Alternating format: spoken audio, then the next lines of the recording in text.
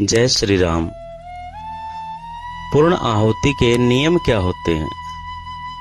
देखिए, जब हम हवन यज्ञ करते हैं तो समस्त देवताओं का आवाहन करते हैं, और जब उन देवताओं का हम आवाहन करते हैं तो उन देवताओं को प्रसन्न करने के लिए यज्ञ में आहुति देते हैं, जिससे आहुति को पाकर के देवता प्रसन्न हो जाते हैं।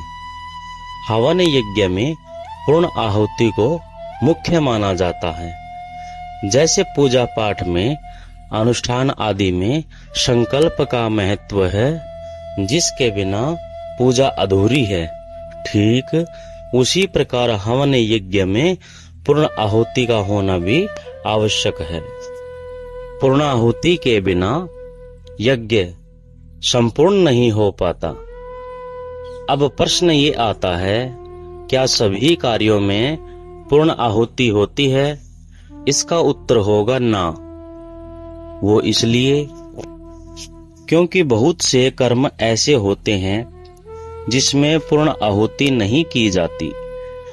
एक श्लोक के द्वारा हम पढ़ेंगे, विवाह आदि क्रियांश शालायाम वास्तु पूजने नित्य होमे विरसोत्सर्गे न पूर्णाहुति समाचरेत। यानी जब हम विवाह कर्म कर रहे होते हैं तो उसमें भी पूर्ण आहुति नहीं होती। यज्ञोपवीत संस्कार किसी का हो रहा हो तो उसमें भी पूर्ण आहुति नहीं होती।